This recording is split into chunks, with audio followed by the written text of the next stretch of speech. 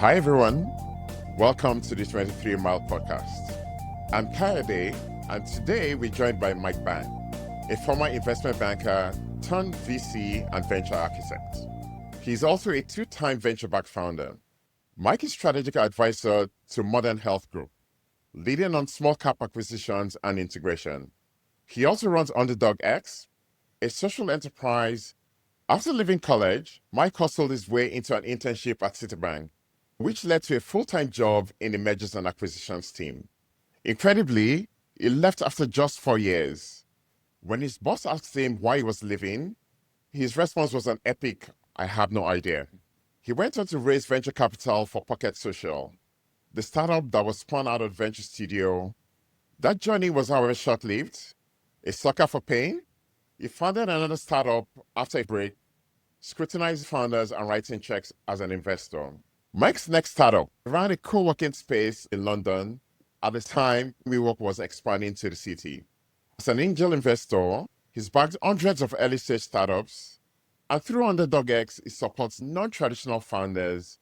On the show, we'll focus on mergers and acquisitions and get his view on what it takes to achieve a successful exit. Mike, welcome to the show. Dave, thank you so much for having me. Firstly, I was totally underqualified. First job in M&A. I knew nothing about finance. I do know why they hired me, but it was for all the wrong reasons. That is a perfect place to start because I love the hustle. How did you get a job which you were way underqualified for? Look, a lot of things were stacked in my favor. I'll be totally clear. I was studying at the London School of Economics at the time, and that was a target school for all of the bulge bracket banks. So I was lucky that I ticked some of the right boxes, namely by being in the right place at the right time. And I think this is pretty much what I have built my career around doing, which is gaming the system. Not necessarily in a bad or malicious way, right? But just understanding. Yes. And we talked a bit earlier about inputs and how they are often not aligned or misaligned. But I think in many cases, if you understand the game that's being played, you can optimize to win that game. I applied to Y Combinator twice, and one of their most famous questions is, tell us about a time when you've hacked a system. That is what you're referring to, right? Absolutely, right? I literally get paid by many of the top business schools in the UK and Europe to teach this to their master's MBA students. So I could talk for days on this. But essentially what I did is I understood what was required at each stage in the process. From, frankly, if you don't apply, you can't be screened. But if you're at the screening stage, there's something wrong with your application. If you're getting through to the pre-assessment stage, but you're failing that, you need to tweak your assessments. So it was clear to me just by tracking the data where I needed to improve. And frankly, I was ineligible technically for that internship because by the time it started, I would have already graduated. But what that meant is that I had prior experience of internships outside of investment banks. So I worked for a large professional services firm, landed that internship and converted that to a job offer. So in many respects, as well as gaming the system, I'd also gamed myself. And this is what we teach a lot of the founders that we work with how to do, because the world is tough. I'm very curious, where did this come from? Was this something your parents taught you, or was this from some entrepreneurial activities growing up? It's a tough one to answer. I suppose looking back, I've always been pretty introspective.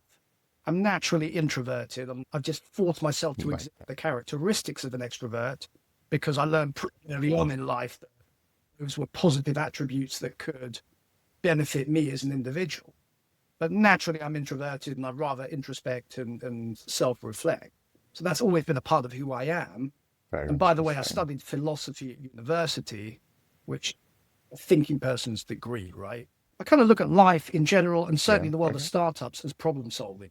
And I do mean that in the traditional sense of you must identify a problem to solve on behalf of customers who want that problem solved and trust you and are prepared to pay you for that in a way that can make you money. Yes, absolutely. That is key. And that's what we teach people on our Underdog X program. Got it. Your time in the investment bank, what was that like? Did you love it? I think the reality is I was probably pretty terrible as an employee. I'm not really built to work for others for a start, which is not great.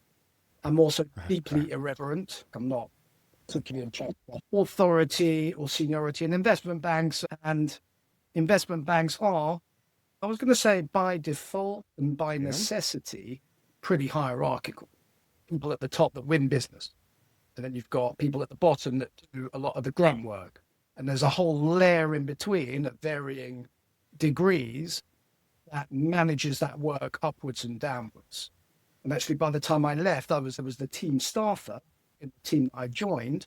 And that meant that I was interacting a lot with the senior bankers within that team and outside and helping allocate the right people to do the work that they needed done in order to deliver for their clients. So I guess I was a beneficiary of the hierarchical system because, frankly, I could boss people about, not in a bad way. I had to Nice. But yeah, look, I wasn't a great employee, I don't think. I wasn't particularly hardworking. The best performers, and we touched on this maybe prior to the recording started. You mentioned that actually 4 or 5 years long I spent in an official capacity in an investment bank is a short time. Actually, in some respects, it is a really long time. There are very few of my class who are still in banking. Some are, right? And you're right, those become lifelong careers, 30, 40 years, sometimes even longer if you get to a really senior role. And I think my initial plan was to spend 1 year in investment banking, get around them on my CV, cut my teeth and learn some stuff that I thought would be valuable for me when, and this was always the plan, when I left to set up my own business and make the right network and contacts I could tap into. What was it, say, in college or before that, that made you already know, again, back to the introspection or self-awareness point, or were there any other influences that steered you towards a part of entrepreneurship even before you went into banking? So in my high school yearbook entry, I wrote something along the lines of, if I'm looking back on this in 10 years' time and I'm working for a blue chip company, a big company, I'll be deeply disappointed in myself. And I did manage to escape that by the skin of my teeth. My brother and I took very different lessons from our father when he was still alive, who was a lifer at a big corporate, but still did stuff on the side, right? My dad was from an entrepreneurial family, so he used his corporate job to give him the baseline to provide a good quality of life to us as his family, but then was always, he wouldn't call it hustling, but basically hustling on the side and doing entrepreneurial stuff. And my brother, I think, well, I don't know his motivations, but my brother is a lifer, a big tech for his entire career, and has done exceptionally well off the back of it, and is, I think, probably a very good employee. In fact, someone who I would hire for my team, objectively, right? Not my brother, just he is very, very good at what he does, and his work ethic is fantastic in a way that mine probably is. So he took those lessons and he said, well, our dad was able to provide stability and become financially secure and to do well by taking a corporate path. Whereas I looked at my dad and I was like, oh, all the fun stuff, good stuff outside of that. So let's for the corporate side. At the time you pulled that trigger, was there actually a plan and you just told your boss you didn't know, or there was really no plan? There were a number of factors that led to me pulling the trigger. Predominantly, well, there were push and pull factors, right? So the pull factor was that I'd always wanted to do my own thing. And we can talk more about this later. I'd had a little taste of what it was like working on my own account. I've been basically doing a side micro deal in my own time whilst working. And I was, even though we didn't win that transaction, we didn't get the deal. I was, wow, how different is it doing this on your own account for yourself, not for a client or for their shareholders, actually doing this in a way that can impact me and the lives of other individuals within my. So that was awesome. That was the pull factor, plus the freedom and flexibility. The polar opposite of what I was experiencing in the bank, which is you're basically on 24/7 call. You're always expected to be reachable, which leads on to the push factor, which was multifold, but mostly I'd moved teams from a coverage team, UK coverage, working on transactions across multiple industries, but that had a UK focus or at least a UK input. And the culture of that team was markedly different from the culture of the team that I was pulled into when I left. And that was a sector team, i.e. covering a particular sector, in this case, consumer and retail. And the culture of that team was just totally different. So I was having a miserable time at work. And at the same time, there was enormous pressure on me because I climbed the ranks. I was managing junior staff members. And frankly, at that time, there weren't many deals being done. And the proverbial poop trickles downhill. Someone up there is saying, you're not bringing in money, which then trickles down to the head of the team, which trickles down to his MD, his managing directors, who are the senior bankers, which then trickles all the way down until it hits me. So I was taking the brunt, and it was just deeply unpleasant. So in short, no, I didn't have a particular plan, but I just knew I wanted to do something on my own account. How did you go from this broad outline of plan to leaving the bank? How did that morph into the venture studio? Yeah, so it's a bit more circuitous than that. In my case, I actually just became an angel investor, essentially, at a time within an ecosystem where that was relatively rare. And I was just voracious in terms of putting myself out there. And frankly, here's the golden rule, right? If you've got the gold, you make the rules. And if you've got money, everyone wants to be your friend. Off the back of that, very early on, I met a couple of guys who were running a venture fund, number one seed, which was funded mostly from the cash flow from their business. So they were builders, operators, first and foremost, and a bit of external cap from some limited partners. And we got along. They asked me to join them, to support them in their work, and they would allow me to co-invest alongside them. So I did that. But relatively early on, they realized that they were builders at heart. They still wanted to have, at least at the time, a bit of a breadth as to what they were doing. So the perfect combination of the breadth of a VC, i.e. you're taking many bets, but the hands-on and control element of being a founder yourself was the venture studio model, which, by the way, wasn't really a thing back then. On the venture studio, corner shop, right? Were there any of the ventures you built then, or any of the angel investments from back then that became unicorns or have had great exits? So the venture studio, and yeah, we'll come on to that because Pocket Social is what came out of the venture studio for us. So we'll come back to that and the benefits and downsides of that model, because how we did it wasn't perfect, and I'm not sure there is a perfect way of doing it. But there are many permutations of the venture model. In terms of my angel investments, no unicorns. I wasn't really optimizing necessarily for financial return. For me, it was more about earning my stripes, learning the ropes, and trying to figure out my own investment thesis, which is clearly, back to the time spent doing the activity, has enormously evolved over the past 15, 20 years. Net, I'm up. On paper, I'm up. In cash terms, I'm probably down, actually. Back to Pocket. So this came out of the venture studio. What was the problem you're trying to solve? That say, right, we're going to focus on this one idea. Actually, we weren't doing things the way that I would do them now. The corner shop, as we called it, that was just a bunch. It was three of us, me, Raj, and Lee. Those guys really set up and kindly invited me to join them. So I definitely can't take credit for the idea. I wasn't a builder or operator at the time. We just got along. We worked together on their fund, and they invited me to join. They put some money in and hired a couple of people to help them ideate and demand validate really, really quickly. And that was the main thing for us. It wasn't so much what are we passionate about, what problem do we want to solve. It was more a case of we've got some ideas across a whole variety of different business models, sectors, etc. Let's take the plate of spaghetti and let's throw it at the wall and see what sticks.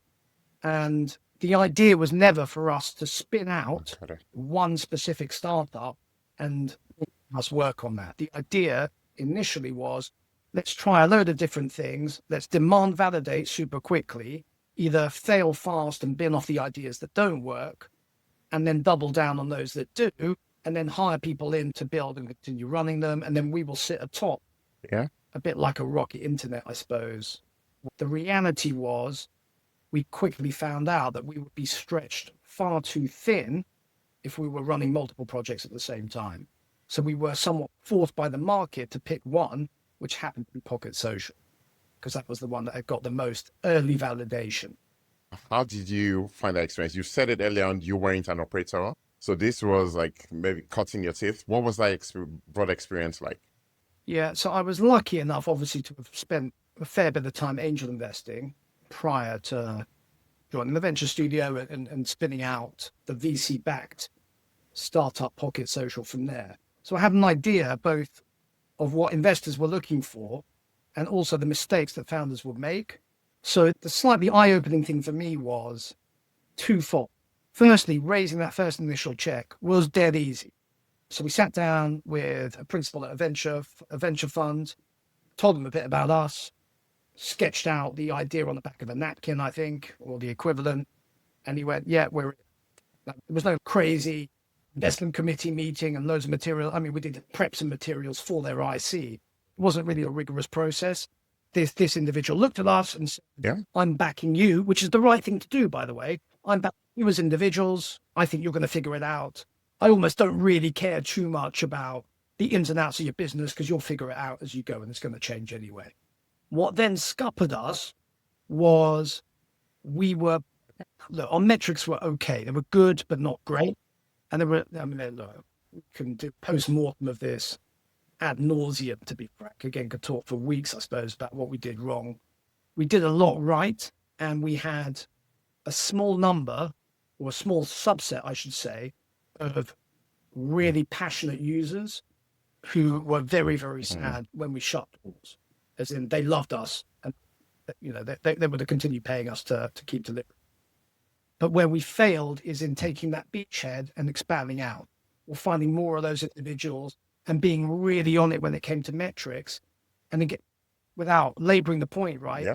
Understanding the game. We knew the game because we've been investors ourselves, but we were so heads down, focused on building an awesome product for our users that we didn't really keep an eye on the metrics that investors cared about. And frankly, even back then, the threshold or the hurdles that you needed to overcome in order to raise, back then was called the Series A, these days you probably call a seed round, had increased. So we needed to do more, and we've not done enough of it, which is fine if you're super passionate about the project. Great. So what? Okay, not now, but later. No worries. We'll keep plugging away at it. But when you're not super passionate about the project, or you're like me, you just like business, right? You like commerce, you're solving problems, but you don't really have amazing founder market fit or founder problem fit. You're not going to run through walls or endure really terrible Arctic conditions to keep marching towards the end goal. It's easier to go, this one didn't work, never mind, move on, which I'm not saying is necessarily a bad thing. The graduation rate between seed and Series A, I think it's only about 20% now in the US and in the UK. So only 20% of startups that raise seed rounds are ever able to raise Series A after 3 or 4 years. So it's always a problem. Yeah, that doesn't surprise me. We used to call it the Series A crunch. There simply wasn't enough capital at that stage. So some startups were naturally going to be selected out. Unfortunately, there was a Series A crunch, as Series A was back then, and we fell victim to that. But again, we could have pushed through, we could have carried on. And a lot of what we teach our founders, or try and impart upon our founders at Underdog, is that you need to it's not that you don't pay attention to the market, but you don't necessarily need to rely on, and you shouldn't build your business relying on investor capital. In my view, true VC exists to fund an extended period of time where R&D for truly innovative solutions is required. Developing something new from a technological perspective has never been done before. A rocket ship to Mars or something, right? Hey, for sure, you're going to need a ton of venture capital for that. That's true venture. What venture morphed into, even frankly back then, was we've got a pretty basic product, but we need to go and sweep up the market. Take Uber as an example, right? Okay, there is some smart stuff that's happening within the app, but fundamentally it's ride sharing, taxi service. We had, before Uber existed and before iPhones existed, we had a telephone number we could call at the bank and a black will come and pick us up. not rocket science, right? It can be done without technology, which is what I often tell people in our programs. Commerce existed for millennia before technology as we know it today exists. It's possible to do things and to deliver for your customers without some deep technology. And Uber was just a smarter, more transparent way of doing what Dala Cab and the others had done for decades. But why they used venture was to plug the hole between, it was market adoption, basically. It was let us bribe people, essentially, let us somewhat ethically bribe people to download our app and use. And I got free Ubers for a year because I was one of the earliest Uber in London. And I was just voraciously handing out my referral codes. I had a personal driver for crying out loud. This guy called Darren, he log on to come pick me up, drive me around. Awesome guy. And that was funded by Benchmark, or whoever their initial investors were. So thank you, Benchmark, right? You gave me a year free Mercedes S-Class, chauffeur-driven car experience. Great. But bad. Well, good in the end, because Uber won out. That's why a lot of people made a lot of money from it. So that's one way of doing VC. Absolutely, right? Let's scale and smash everyone else out of the water and become the market leader. What's interesting for me is less that it is about building something that people actually deeply want and can have a positive impact on the world. And if you can do that without the need to take VC and you build it slightly more slowly, in a more measured way, I think your chances of success are higher because you are proving demand, i.e. you are validating the fact that people want and are prepared to pay for what it is you've got to offer by simply doing that. From this experience with Pocket Social, you translated into a couple of years as a VC. How was this different from the kind of angel investing, venture investment you'd done prior to Pocket Social? It was just an extension of what I'd been doing, to be frank. The big revelation for me with Pocket Social was when we were going out trying to raise that Series A, and all of our contacts from the VC days that we had co-invested in, I'd like put my own friggin' money, by the way, alongside these people into startups that they believed would succeed, were either, frankly, not returning our calls or they were happy for us to pay for lunch for them, but they weren't prepared to invest in us, which is fine in their prerogative and probably the right call. I don't know, man. I think that business could have done really well. It was just a touch too early. The inflection points that we had foreseen just took a little longer to come about because there were other startups that were doing similar things that actually did very well after we'd shut. But even if you say that was the right thing for them to do for their fund, for their investors or limited partners, and for their careers, it just opened my eyes to the fact that if you've got money, everyone wants to be your friend. And as soon as you have money and you're asking, it's awful. So I'd always clearly rather be the one with the money. That's great. That's a fantastic position. But that's what kind of precipitated that move back onto the investing side. This is the big thing, right? Essentially, we saw the writing on the wall. We knew we weren't going to be able to raise our Series A. So we went back to our investors and said, look, we've got capital remaining. We'll just give it back. And they said, no. We don't want it back. Keep trying. And that's where the Soho Labs thing came about. Because we thought, how can we stretch our runway? They want us to keep trying. We need to stop spending thousands a month on office space. How can we actually turn our cost center? This was my thinking, right? How can I turn the cost center, our office, into a profit center where it's actually making us money and extends our runway so we can keep trying? And through another company that I was invested in and had done some work with, they were moving out of central London into a warehouse space out, in the outskirts of London. And they came to me and said, do you know anyone who might want our lovely central London office? And I said, I'll take it.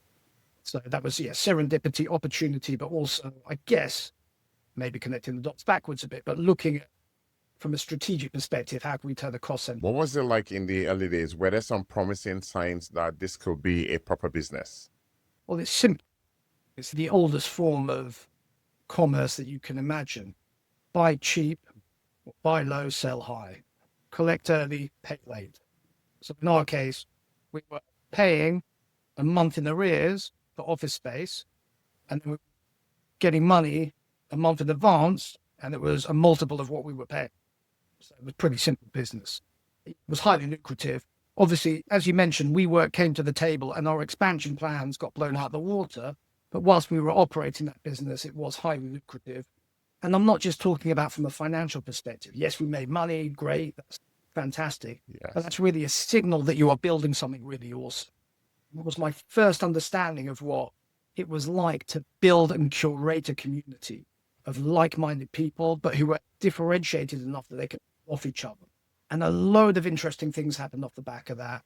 And we had members of the co-working space that were doing business with each other off the back of the connections that they'd made within our space. And I got the opportunity to work with a few of the founders too. So it was really nice. It was a great, But what was it like those them days. being tackling basically David versus Goliath? What was it like going up against WeWork and then having to shut down? Yeah, it was deeply disappointing for sure. We had opportunity. We actually, again, serendipitously met with an extremely wealthy, an ultra high net worth individual who had properties and offered us, frankly, basically for free. We pay him a profit share, some locations. So we had the opportunity, despite WeWork, to actually continue scaling the business. And this is perhaps one of my downsides is that, well, one, I'm scatterbrained and I get bored super easily, right? So I'll start something. I'm great at the 0 to 1. I can take an idea and I can launch it and demand validate it and get it up and running and making money. Pretty, not saying I'm world class at that necessarily, but I'm pretty good at that. I've done that many, many times. But then when you're into running the business, steady state, I just get bored. So I'd understood the model for co-working. I'd understood how to create a community and how to attract people to come and be a part of your co-work rather than any other potential office space provider out there. So I was bored of it anyway. Then WeWork came along and that was the writing on the wall for us. I was like, even if we take this space for free, it's something, in fact, naively, I thought have somehow figured out how to operate way more efficiently than us because they pay 2 times as much essentially for the same space. I just couldn't understand it. So I thought, not only am I bored of this, I love the environment as a user, but running it particularly exciting for me. I was ready for the next challenge, but also I must also be pretty rubbish at it because WeWork must be doing way better. Now, today we know that's not the case. We know that. That's life, right? You try, it doesn't work, you keep trying. But in your current role now, you are in charge of acquisitions and integration. If I can put it this way, you now deliver success to entrepreneurs. Can you tell us a bit about what this role entails?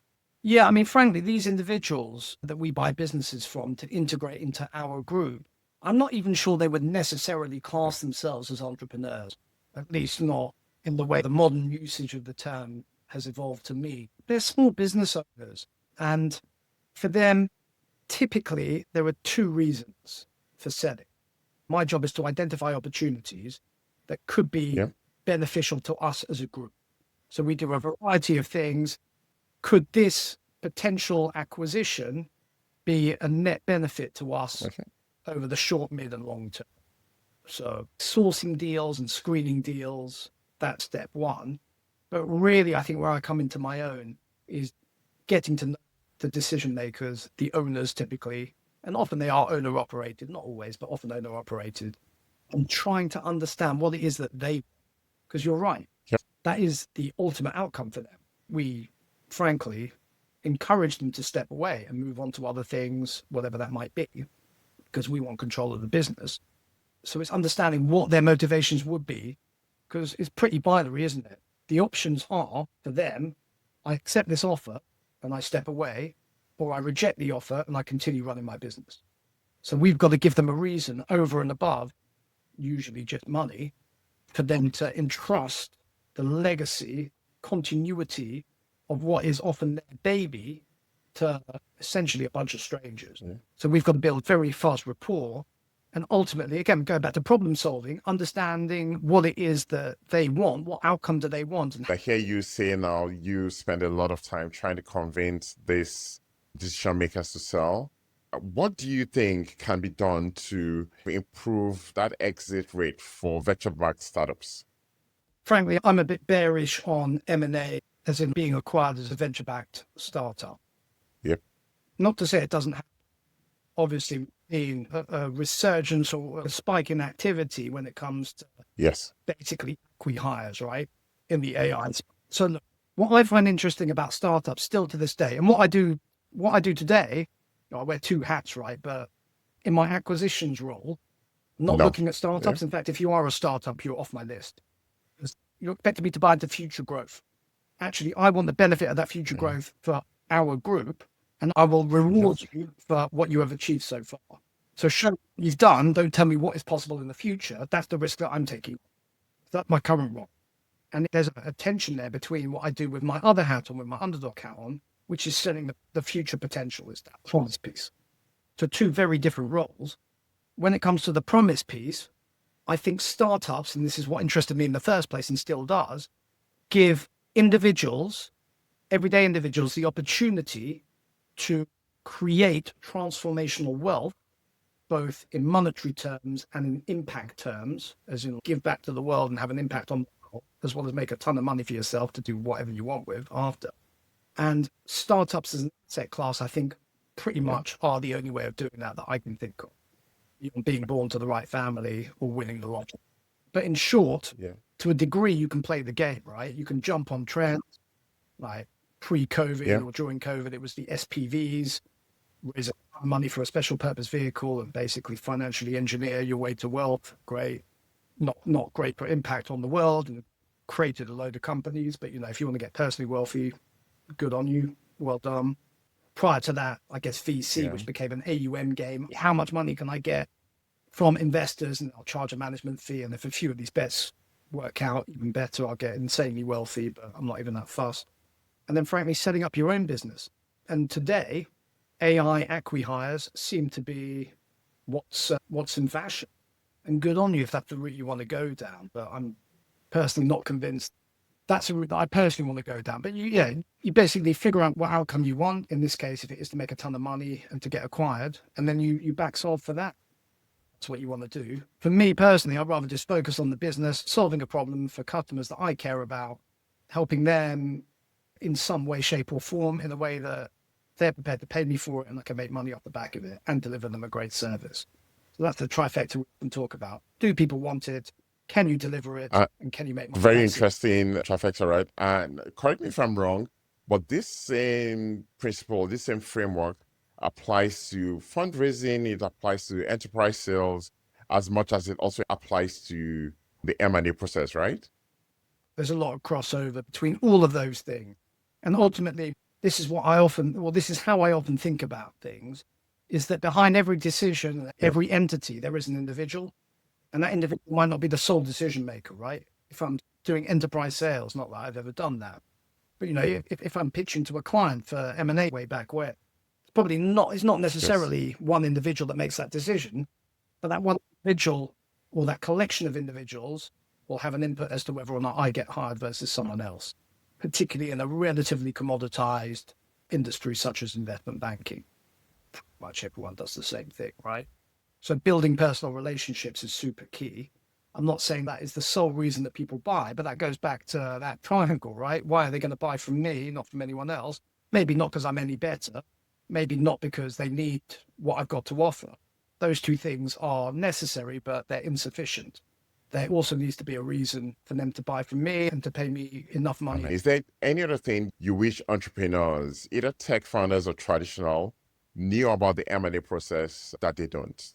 Look, I would say don't get distracted by the exit. I think the exit is a function of you doing everything else right.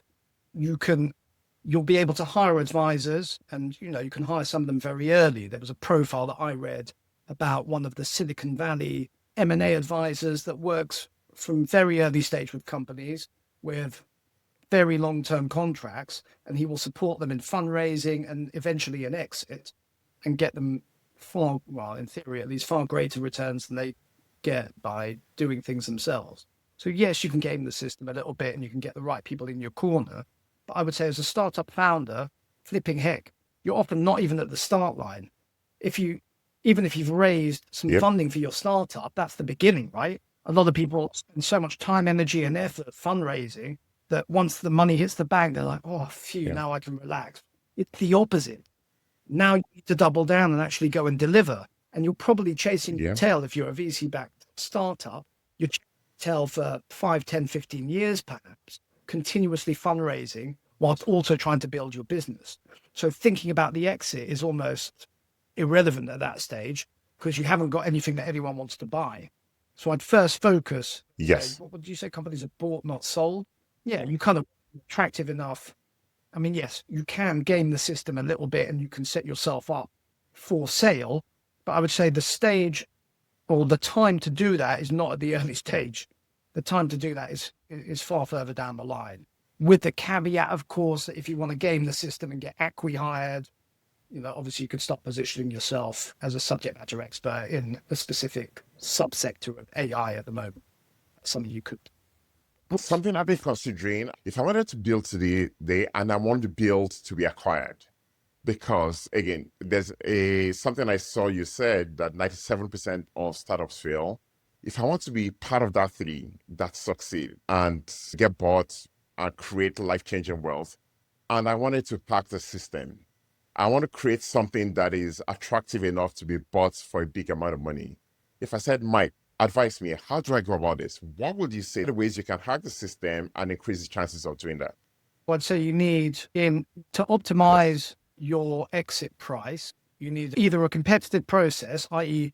more than one entity is looking to acquire you, or you need the illusion of a competitive process, but we won't go there. So I think the easiest thing is to have an asset that multiple people want, and they want it enough that they're going to outbid each other.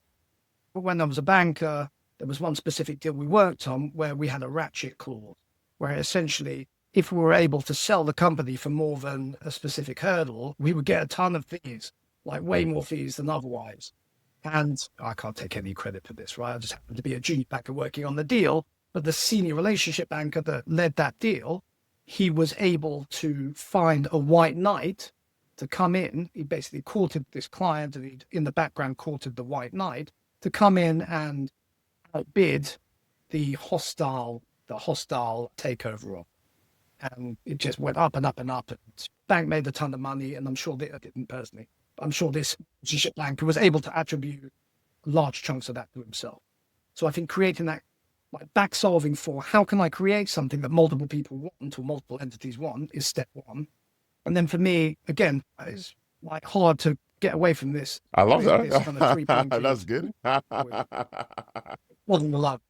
But ultimately, you need something that customers want, so it should be an easy sell. That's going to make your life easier, right? So there's a ton of stuff you can do around that, but positioning basically is number one, and demand validation. Then you need to be able to deliver as easily as possible for you, but in a way that is hard for others to replicate. So think about, moat, however you want to do that. There's tons of ways of doing it. And then ultimately, the third piece of the puzzle isn't necessarily in the world of startups even necessary, which is making money from it. Because actually, if you've got tons of customers that love you and you're able to deliver and keep them coming back again and again and again, then you can probably raise venture funding to plug the gap between your outgoings and the incomings from the sales that you make. And then you sell it to a bigger company that can realize synergies or whatever you want to call them, They're able to take your product and pump it through their distribution. They've already got a sales team. They need to pay for more salespeople. So great.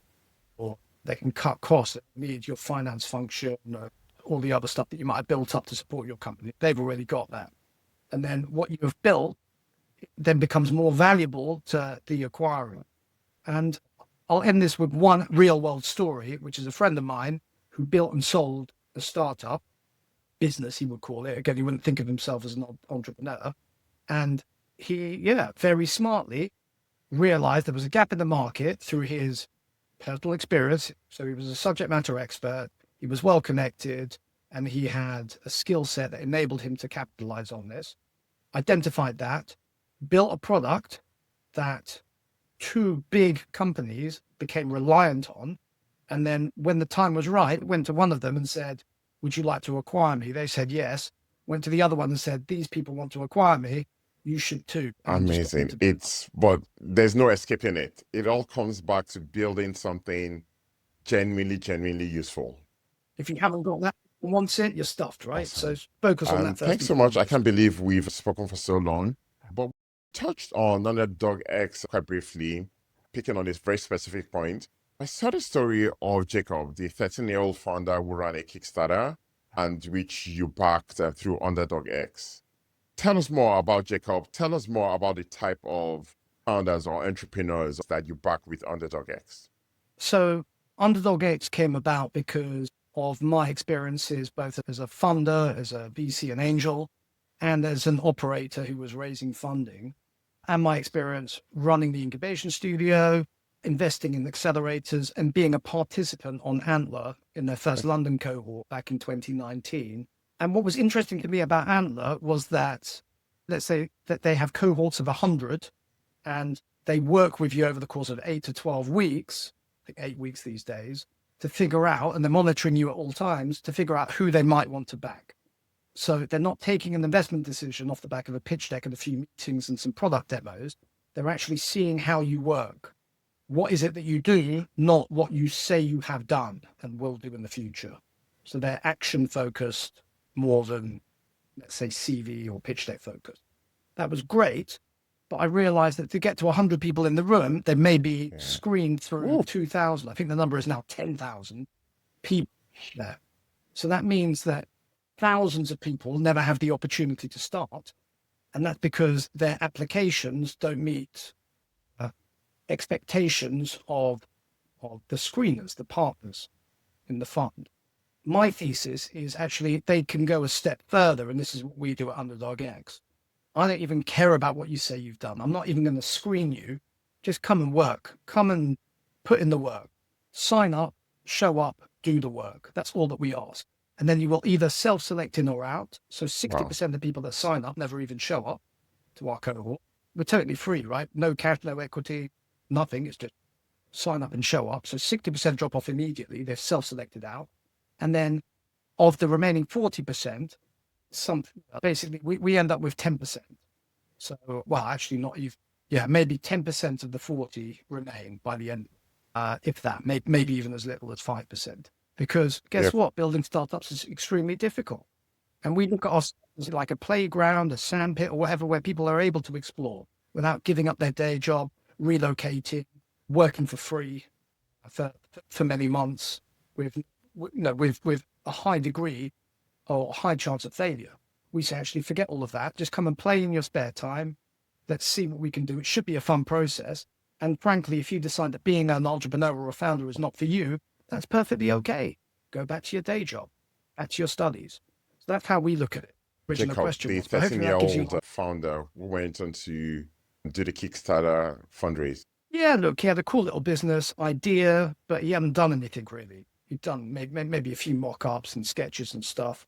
And I met him, long story, right? But I met him through friends, or through his parents. And they were asking me what I did, and I said that. And then the mum went, oh, yeah, Jacob's got a business. Do you reckon you could help him? And I said, yeah, absolutely. We worked, like prior to that, we worked with an 18-year-old who just finished high school and was waiting to go to uni. That was the youngest, but we've worked with people in their 60s, that's probably the oldest. So our age span, is half a century, basically, in terms of people that we've worked with who have got value and who have outperformed. And for us, success is proving that you can make money, people will pay you for something that you've got to offer and that you deliver to. So our definition of success. Most people will fail. That's the reality. But with Jacob, I saw he was hungry, willing to learn. He wanted to do this, but he just needed a little nudge in the right direction.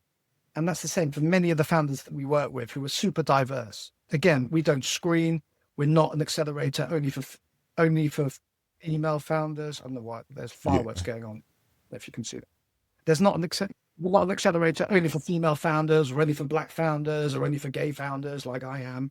I don't believe in that. I believe in diversity, but I believe in natural diversity by removing as many barriers to entry as possible and allowing people the opportunity to start. And what we're described as by the founders that we work with is not an accelerator. They say you are a break remover. You remove the barriers that are often internal, where we have been conditioned and told time and time again, well, you're a female founder. How do you see Underdog X? What's your vision for it over the next, say, 5 to 10 years? Look, we run it as a social enterprise and not for profit. We don't make money from it. In fact, we spend money to run the cohorts. The reason that it came about was originally because we thought, actually, we had a thesis that we could identify venture backable founders that no one else was seeing, because they would be rejected from every other traditional program out there. They just wouldn't meet the criteria. And our view was these hidden gems could be uncovered underdog. Over time, the closer I've worked with these individuals, I've realized that actually many of them don't need to build venture backable businesses to have the outcomes that they want, i.e. success per their measurements, which are basically being able to work on their own account, not having a boss, making enough money, live a good life, and having a positive impact on their community. So those are the three things that we help people to build. And often you don't need to be continuously chasing your tail, raising round after round after round of venture and building $1 billion business. And actually, if you look at the outcomes from a financial perspective only of building a venture backable unicorn or a venture backed unicorn, actually from a founder's perspective, depending on a variety of factors, right? But liquidity preferences, the amount of capital you've raised, etc., it can be not as impactful from a personal financial returns point of view to build $1 billion company versus a 50 million pound company where you've taken minimal or no equity investment. So that's what we try and help people to do. And where I would like it to get to, if we can prove it out, that our thesis is correct, that these individuals can build revenue generating profitable companies very quickly, but they just need a little kickstart to get them there, is a friends and family style proxy fund, a seed strap fund, I think is the technical term, i.e. giving them some initial startup capital that allows them to get up and running, become profitable, and build a business that is able to grow through the profits that it makes. I definitely agree. Non-venture path can be a better path for most people. Just 2 final questions. If you could describe entrepreneurship in one word, what will it be? Resilience. Awesome. I love that. Straightforward. If you won the lottery tomorrow, will you double down on the things you're doing now, or will it be a permanent, well-deserved retirement? Yeah, I definitely wouldn't sail away into the sunset and retire. I'm not like super money motivated. Money is important to me, but it's a function in many respects and a kind of signal of how well you're doing. So if I was just gifted or won a ton of money, of course it would take pressures off, the pressures that we all have. I've got a relatively simple and easy life. I don't need a ton of money to be happy, but I do need, for my personal well-being, to be kept busy and to be expanding my mind. So I think I would just be doing more of what I already do. I'm really a massive believer in, I don't know where this comes from, but I think one of the homelessness charities talks about giving people a hand up, not giving them a hand out. And that's for me, giving people how to fish, not giving them fish. And that's what we try and do at Underdog X. There's nothing really in it for us. If you do well, yeah, okay, we look good, but we don't get anything from it because we don't take cash or equity from you. It's fine. There's something really powerful about having an impact. You can work with 100 people and maybe 10 of them will do something really well, but those 10 people's businesses will impact 1,000 people or 10,000 people each. And then you start having this snowball effect. And Thank you that's very what I like to much, achieve. Mike. And this has been a very insightful conversation. Thank you very much.